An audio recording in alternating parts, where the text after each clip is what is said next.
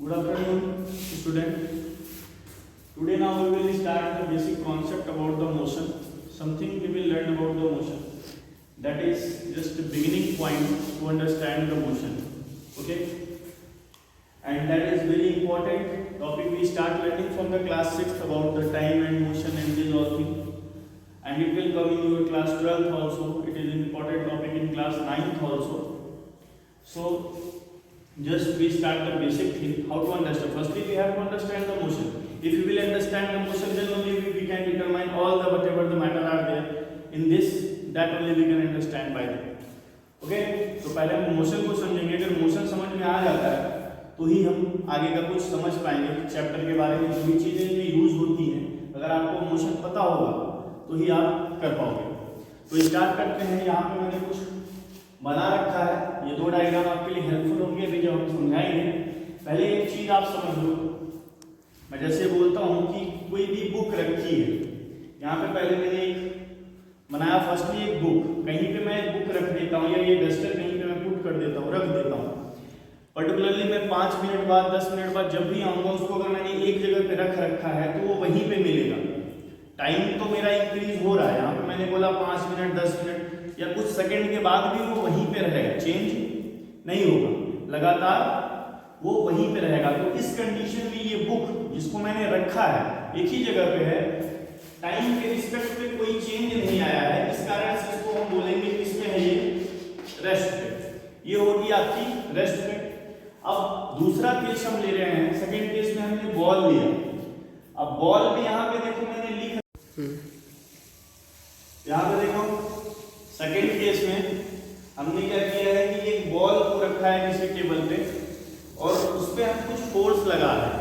तब वो यहाँ पे आप देखो t1 टाइम पे यहाँ से बॉल कुछ मूवमेंट करके t2 टाइम पे यहाँ पे पहुंच गई. ये टाइम में चेंज आ रहा है, मतलब टाइम के साथ उसमें मूवमेंट भी है. ठीक है.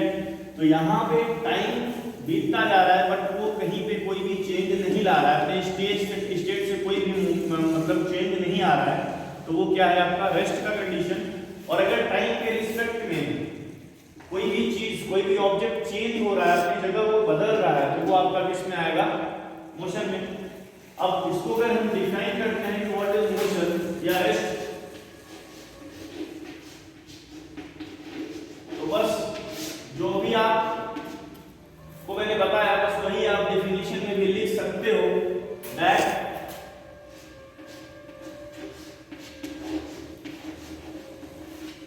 if the object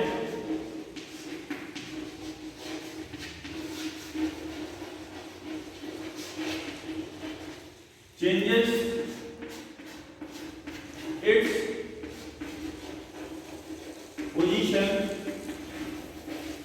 if the object changes its position with respect to time, with respect to time, then that object is in a motion. Okay?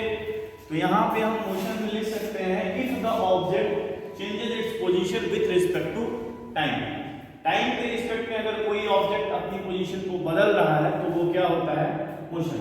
और वहीं पे अगर आप रेस्ट की डेफिनेशन लिखोगे तो सेम यहाँ पे if the object changes जो है, तो if the object doesn't change या do not change its position with respect to time, वो होगा आपका रेस्ट. एक ही डेफिनेशन से आप दोनों रेस्ट एंड मोशन की डिफाइन कर सकते हो, डेफिनेशन को लर्न कर सकते हो. अब ये जो मोशन है वो कंपैरेटिव रिलेटिव क्वांटिटी होती है. मोशन को हम ऐसे आइडेंटिफाई नहीं कर सकते. इसके लिए एक चीज हमको ध्यान में रखना पड़ेगा. पहली चीज कि हम तभी बोल सकते हैं कि कोई भी ऑब्जेक्ट मोशन में है. हम जैसे एक एग्जांपल रिलेटिव मैंने क्यों बोला, ये डायरेक्टली ना तीन चीज पे डिपेंड करती है. रिलेटिव क्वांटिटीज होती है जिन पर डिपेंड करती है. जैसे आपका हो गया डिस्प्लेसमेंट, डिस्प्लेसमेंट है, फिर है वेलोसिटी, और थर्ड पॉइंट हम ले लेते हैं एक्सेलरेशन.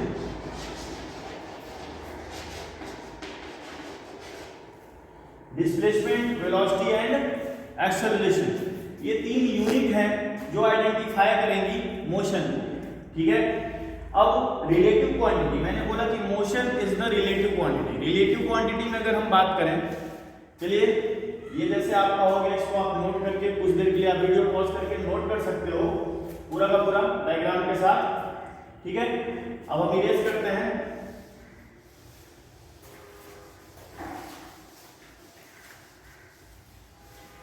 अब जैसे मैंने बोला कि मोशन आपका जो रिलेटिव क्वांटिटी होती है, इसको थोड़ा सा समझना।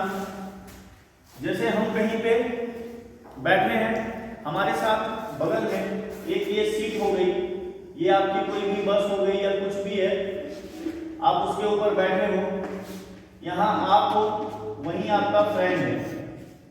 ठीक है, आप भी वहीं हो, वहीं आपका फ्रेंड है, आप एक दूसरे के अगल बगल बैठे हुए हो।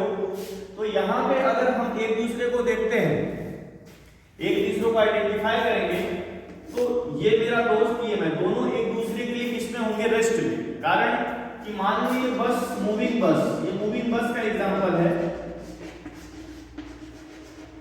ठीक है, मूविंग बस और मूविंग कार और मूविंग ट्रेन, आप किसी भी मूविंग ऑब्जेक्ट का ले सकते हो जिसमें भी आप जा रहे हो। बाइक में भी ले सकते हो, जैसे आप हो, बाइक चला रहे हो, आपके पीछे कोई बैठा है, तो वैसे जो भी बॉडी मूव कर रही है उस पे आप अंदर में, बस के अंदर दोनों एक सीट पे अगल बगल बैठे हो या कुछ डिस्टेंस पे भी बैठे हो, तो वो बस चाहे यहाँ से कहीं भी जा रही है, वो बस मोशन में है दूसरों के लिए, बट हमारे लिए वो बस भी रेस्ट पे है, क्योंकि उसकी विंडोज और बाकी सारी चीजें वैसी की वैसी उसी जगह पे है। टाइम के साथ सब कुछ वही रहेगा। मैंने बोला था कि विद रिस्पेक्ट टू टाइम, मतलब टाइम के रिस्पेक्ट में ही कुछ चेंज आना चाहिए। अगर टाइम के रिस्पेक्ट पे कोई चेंज नहीं आ रहा है, हम यहाँ से 1 घंटे में प्रयागराज 2 घंटे में पहुंच रहे हैं, ठीक है, और उसके बीच का जो भी डिस्टेंस ट्रेवल किया उसमें टाइम तो इंक्रीज हुआ, लेकिन हम एक ही सीट पे बैठे थे, मेरा दोस्त भी मेरी बगल वाली सीट पे बैठा था, तो हम दोनों एक दूसरे के रिस्पेक्ट में रेस्ट पे ही रहेंगे। रेफरेंस पॉइंट मींस पोजीशन का पॉइंट, रेफरेंस पॉइंट दोनों के सेम होंगे। ठीक है, इस कारण से वो ऑब्जेक्ट क्या होगा, रेस्ट पे होगा। मतलब जो भी बॉडी होगी, जो भी सामान है, हम हैं, वो सब किस पे होंगे, रेस्ट पे होंगे।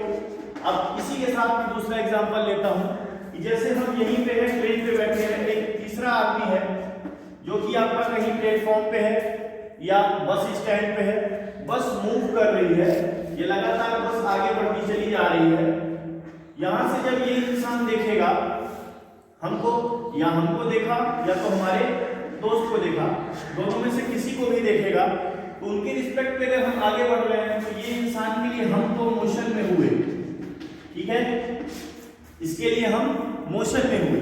अब मैं 3 लोगों का एग्जांपल ले रहा हूं, पहले 2 का लिया जो अगल बगल बैठे थे, अब हम 3 का ले रहे हैं। जैसे हम तो बैठे ही थे, ये तीसरा इंसान, कोई तीसरा दोस्त है हमारा, या कोई तीसरा इंसान है जो बाहर है, गाड़ी के अंदर नहीं है, आप साइड से आपको नोटिस कर रहा है, आपका उसका रेफरेंस पॉइंट यहाँ पे है, आपका बस के अंदर है, बस मूव कर रही है, वो आगे जा रही है, आप भी उसके साथ आगे जा रहे हो।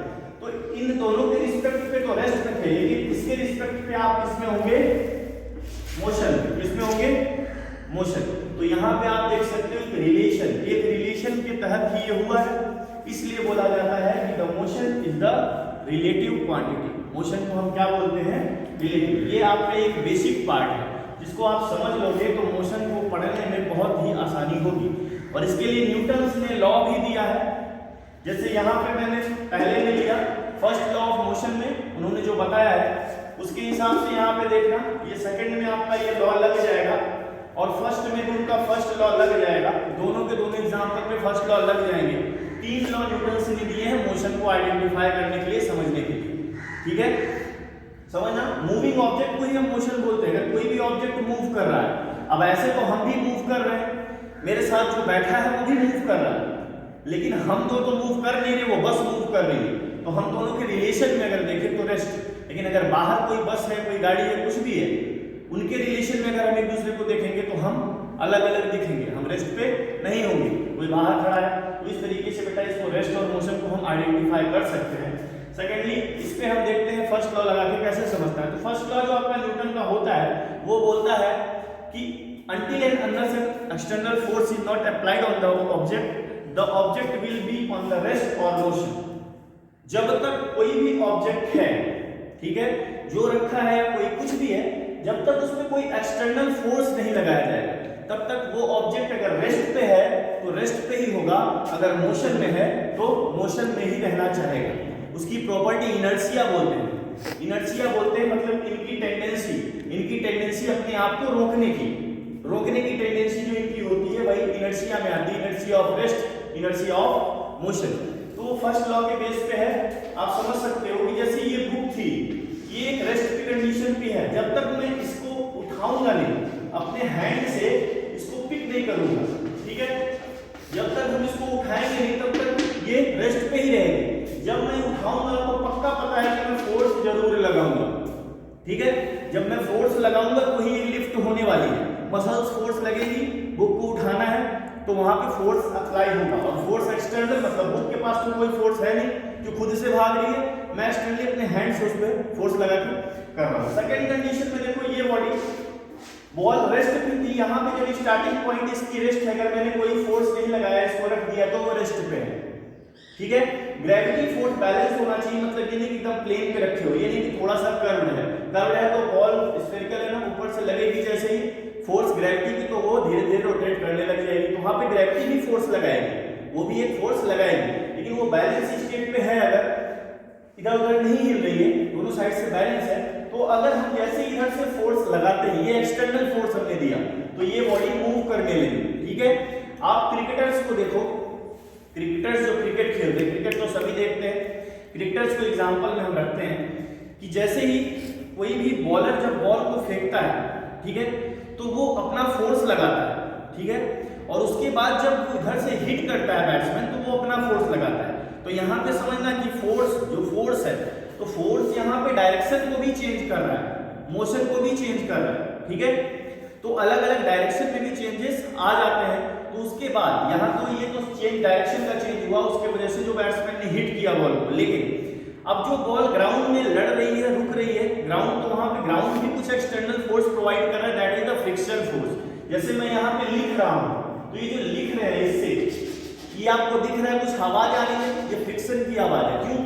क्योंकि ये जो इसका भी कलर उतर के आ रहा है बोर्ड पे ड्यू टू फ्रिक्शन, घिसने के कारण आ रहा है। हम मूव करते हैं तो हम ग्राउंड पे फोर्स लगाते हैं, ये थर्ड लॉ बताता है, जब हम मूव करते हैं तो ग्राउंड पे लगाते हैं तो ग्राउंड हमको उसी इक्वल फोर्स से अपोज करता है, उधर से हमको फिर से पुश करेगा, हम जितना इधर से पुश करेंगे उतना ही वो हमको पुश करेगा, तो हम आगे बढ़ पाते हैं, अपनी बॉडी को आगे लिफ्ट कर पाते हैं, वो फ्रिक्शन फोर्स की वजह से हो रहा है। लेकिन जो मैंने बताया बेटा कि जैसे वो मोशन में था, बॉल मोशन में है, अब फील्डर क्या कर रहा है, फील्डर उसको रोकेगा, फ्रिक्शन तो रोक ही रहा है, लेकिन साथ में जब उसको अचानक से रोकना हुआ तो एक्सटर्नली उसने कुछ लगाया फोर्स, तो ही वो बॉल होल्ड हुई, रुकी, अन्यथा वो चलती चली जाती, जब तक फ्रिक्शन फोर्स उतना ना हो जाता कि उसको पूरी तरह से रोक दे, ठीक है।